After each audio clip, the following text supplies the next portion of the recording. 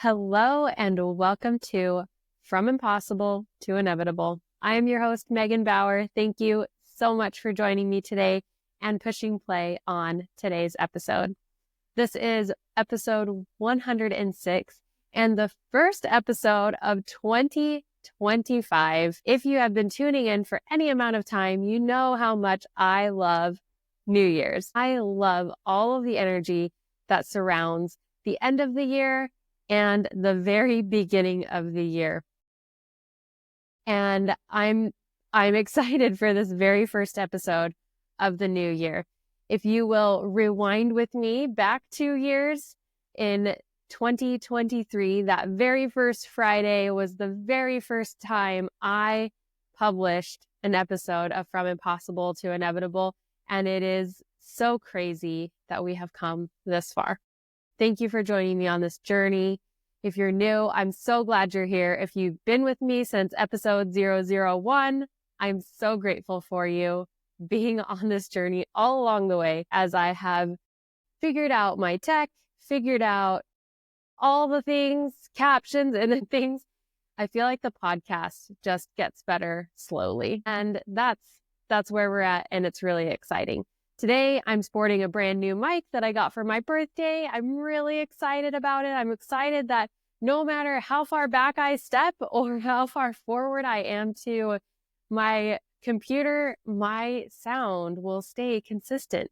That is so exciting to me because I don't want to be tied down. I want my energy to just be amazing and out there, and this is how we do it. So if you're not watching me on YouTube, you don't see all of my amazing hand motions and my movement, and that's okay, but it's there. It's there. I want you to know that the energy is here. I'm moving. I'm feeling it. I want you to feel it too. So to have a mic set up that is not limiting me in any way is awesome. Also sporting a brand new shirt. That was my reward shirt for reaching 100 episodes. Really excited about this one. Again, if you've been watching for any amount of time, you know me. I can't turn a good sequin down. I love the sparkle. I love the shine. I love the glitter. I love the excitement. So here we go. It all contributes to the energy. Today, for this very first episode of 2025, I feel like I put some pressure on myself to make it good. Like, this is the first episode of the year. And I was really kind of torn up about what it should be.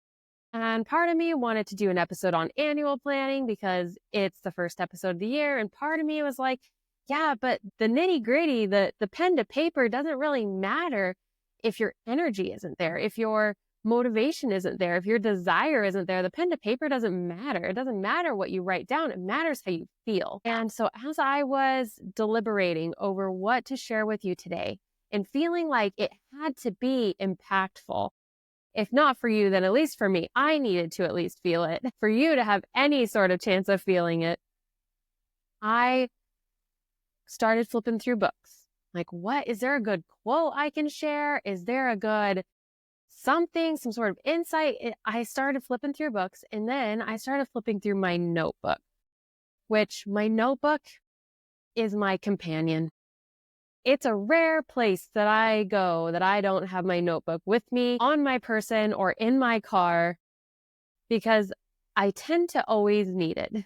I need to write something down. I need to process through some thoughts. I need to remember something. I need to refer back to something. And so I found myself in my notebook and I landed on the page where I had done some birthday reflections. And like I mentioned, I just recently celebrated a birthday, and every year on my birthday, I take time to reflect on my life. I take time to reflect on how I feel about myself as a person, how I feel about where I'm headed, how I feel about this, that, and the other. As I for this year's session, I went up to Starbucks and I sat there with my trusty notebook. I put my AirPods in. I have noise canceling because I'm an insatiably curious person. So I will get distracted by other people's conversations. I'm curious. I want to know, what are you guys talking about? And so I put my AirPods in so that I cancel out any of the noise so that I can just focus in on my birthday reflections and my thoughts and my feelings and kind of figuring things out, writing things out. And so I'm sitting there, I'm listening to, it's an artist that I recently found. The artist is called Lonely in the Rain. It's ambient music, but I'm really digging it. And so anyway, I'm listening to this playlist of Lonely in the Rain ambient music, sitting there, and I've come to a kind of a sense of completion of like, all right, I did it. That feels good. Like I feel complete. I feel complete about this session. I feel really good about this. And so I'm sitting there. Mind you, I can't hear anything that's going on around me, but I am looking at everyone around me and I'm feeling pretty good. Like I feel pretty good. We'll just leave it there.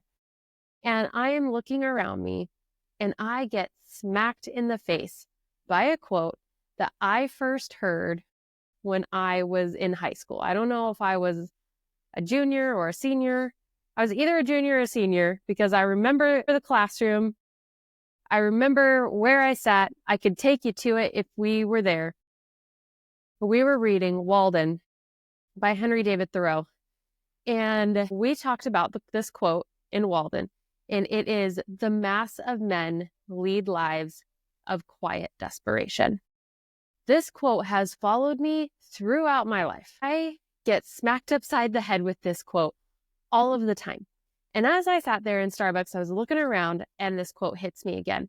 The mass of men lead lives of quiet desperation. Now, I'm not judging anybody. I have definitely been in periods of my life that have qualified as being a part of that mass of men living in quiet desperation. I know what that feels like. I know how bad that sucks.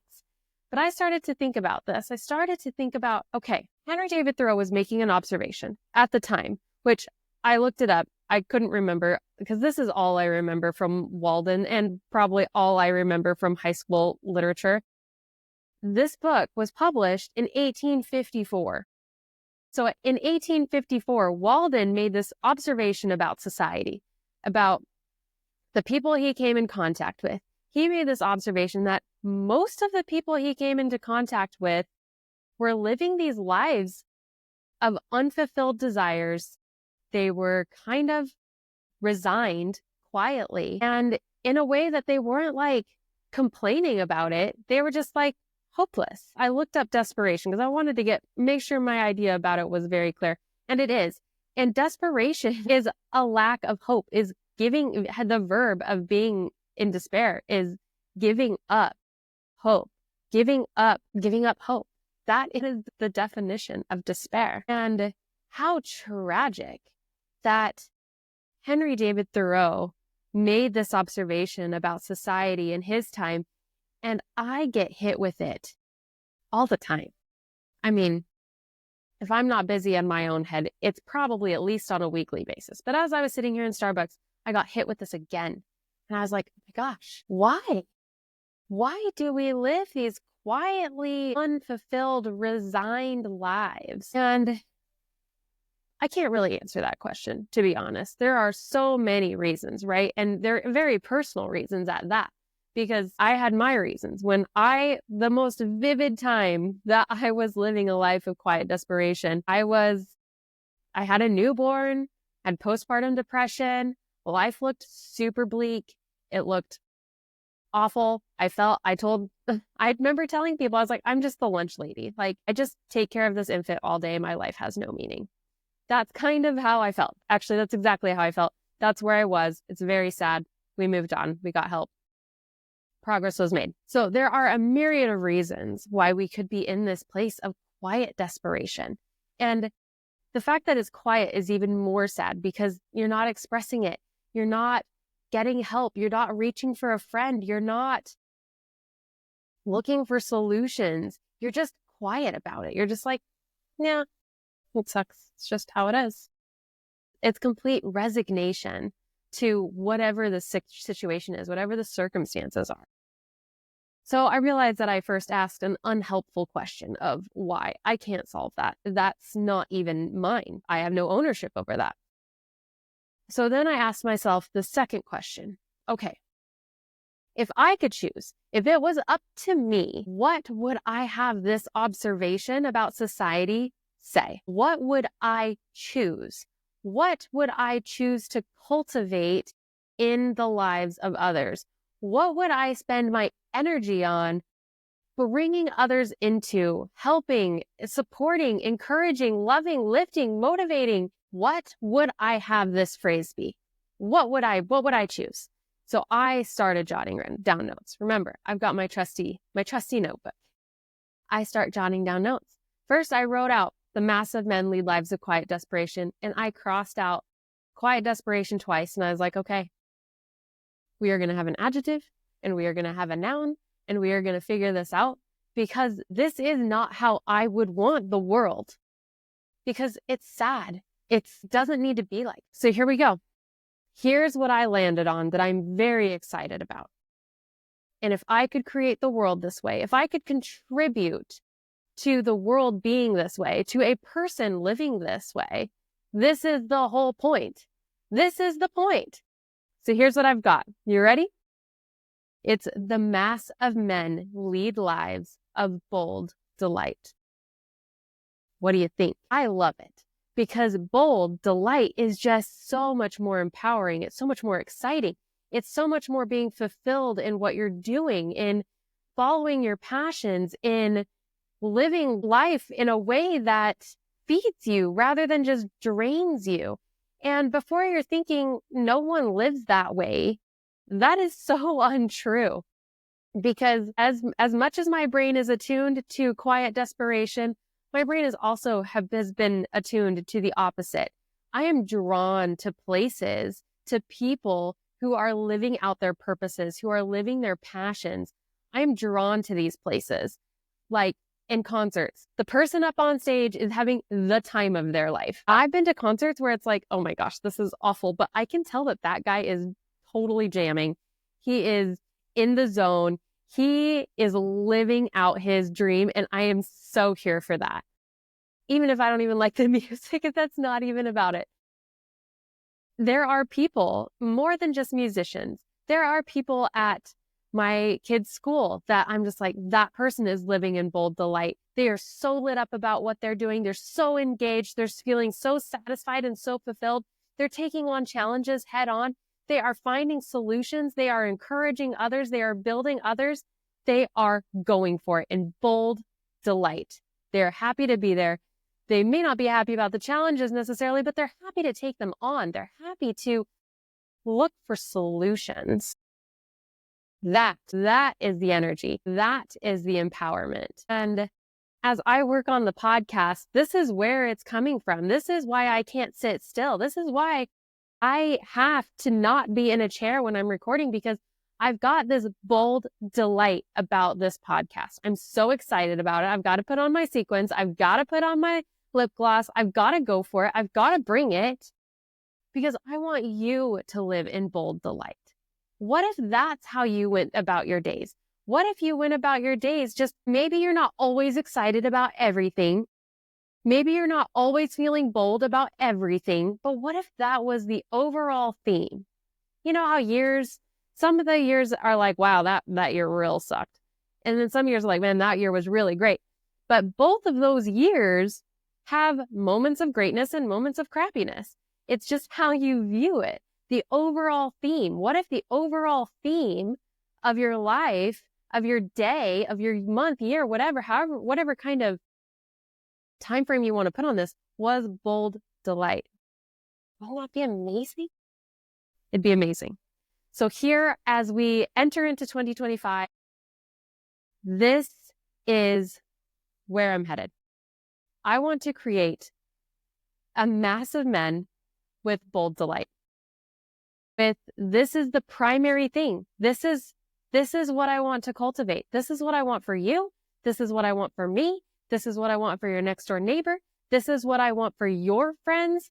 This is what I want for us as a society, to live lives in bold delight. We are engaged. We are satisfied. We are in joy. We are having a good time. Bold delight. the mass of men lead lives of bold delight.